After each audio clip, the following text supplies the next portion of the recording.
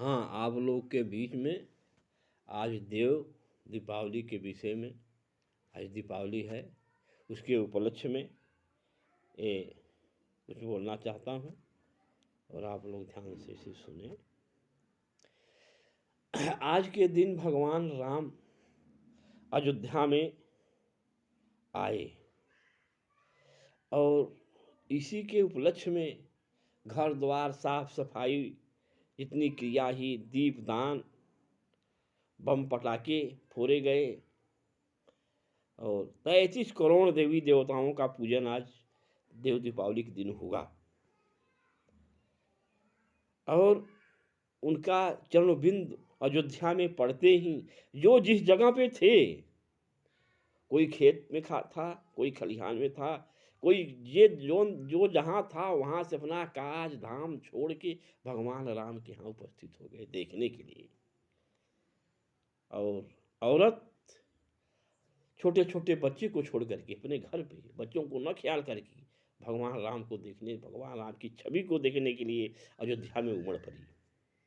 और जब वहाँ उमड़ पड़े सब लोग, इतना भीड़ लग गई कि कोई अटारी से देख रहा है, कोई छत पे से देख रहा है, तो कोई वृक्ष पर से चढ़ के देख रहा है। और अपने अपने ढंग से जितने लोग वहाँ उपस्थित हुए अपने अपने विचार से देखे। कोई सोचता है कि भगवान राम को 14 वर्ष के लिए वनवास हो गया, लौट के 14 वर्ष में आए हैं।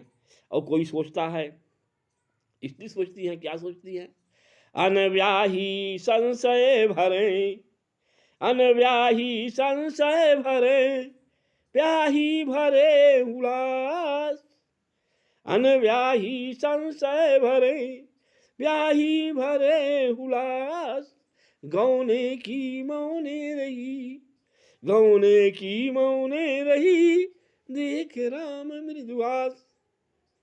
जिसकी शादी ब्याह नहीं हुई थी वो ईश्वर से प्रार्थना कर रहा है कि हे प्रभु, अगर हमारी शादी हो तो भगवान राम के ही स्वरूप का मुझे पति मिले। गौने की मौने रही, जिसका गौन हो गया था, भगवान राम के स्वरूप को देखकर अपने पति को पूर्ण ढंग से नहीं देख पाई, सोचती है प्रश्न हो भगवान राम ही जैसा हमारा पति हो। अनव्याही संशय भरे, ब्याही भरे उल्लास, गौने की मौने रही, गौने की मौने रही, देख राम मृदुहास।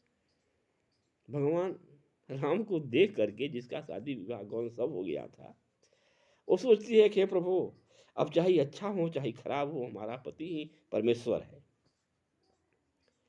भगवान राम की आरती होती है, पूजा होती है, पाठ होती है, बम छोड़ा जाता है, पटाखा छोड़ाया जाता है और उनका राज्याभिषेक होता है। राज्याभिषेक होने के बाद उन्हें सिंहासन पर बैठाया जाता है। तो एक बार रघुनाथ बुलाए, एक बार रघुनाथ बुलाए, गुरुद्विज पुरवासिन सब आए, बैठे गुरु विप्रयरु सज्जन, बोले बचन भजन भव भंजन, सुनऊ सकल पुर जन मम बानी, सुनऊ सकल पुर जन मम बानी, अब कहूँ न कुछ मम तायाभिमानी, और जो कुछ अनुचित भाषहूँ भाई, और बर जाऊ मोही भय बिसराई, जो कुछ अनुचित भाषहूँ भाई, और बर जाऊ मोही भय बिसराई, नहीं अनित नहीं प्रभु प्रभुताई, और सुनहूँ करऊँ जो तुम्हें सोहाई, जो कुछ अनुचित भाषहूँ भाई, और बर जाऊ मोही भय बिसराई।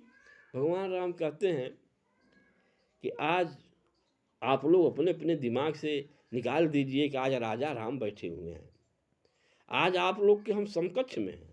अगर जो कुछ अनुचित भाष रहा हूँ, कह रहा हूँ, आप लोग तुरंत मुझे रोक दीजिए। अगर अपने अहंकार की बात कर रहा हूँ, मुझे रोक दीजिए। अगर अपनी वीरता की बात कर रहा हूँ, मुझे रोक दीजिए। जो अगर अनुचित मैं बोलूँ तो मुझे रोक दीजिए, बिना भय और को परित्याग कर। भगवान राम कहते हैं, या कर 4,84,000, या कर 4,84,000, योनि भ्रमत जीवय विनाशी, योनि भ्रमत जीवय विनाशी। भगवान राम कहते हैं कि हे ब्राह्मण देव, हे पुरजनवासी, आप लोग यहाँ उपस्थित हैं, और जब ये जीवात्मा 84 में बसता है, उसको कोई ज्ञान नहीं होता, तो ईश्वर का प्रार्थना करता है, कहता है, हे प्रभु मुझे मनुष्य का तन दीजिए, और जब आप मनुष्य का तन देंगे तो मैं पूजा करूंगा, पाठ करूंगा, धर्म करूंगा, अच्छा कर्म करूंगा, और आवागमन से रहित रहूंगा, फिर हमारी मृत्यु नहीं होगी, मैं मोक्ष को प्रदान करूंगा। ईश्वर को दया होता है, और जब ईश्वर को दया होता है तो बड़े भाग्य मानुष तन पावा, सुर दुर्लभ सब संत ही गावा। जब उस इंसान का भाग्य उदय होता है तो मनुष्य का तन देते हैं, तो मनुष्य के तन में भी नरक है। भला नरक कहाँ है? महतारी का गर्भ। जब वो जीवात्मा उसमें बांध कर डालते हैं ईश्वर, तो उबलने लगता है। अब कहता है, हे प्रभु इससे अच्छा तो 84 है, मुझे 84 दे दीजिए, और इस नरक में मैं नहीं रहूंगा। और जब बार बार विनती, आराधना, भक्ति भाव करता है जीवात्मा उस नरक में से, तब फिर ईश्वर को दया होता है। और जब ईश्वर को दया होता है और जब उसको बाहर करते हैं तो जब तक तो ईश्वर की संबंध उससे बनी रहती है। बच्चा है, सामने उसके दीपक है, वो हाथ रख देगा, चाहे उसका परिणाम गलत ही क्यों न हो, लेकिन उसका देख रेख ईश्वर कर रहा है।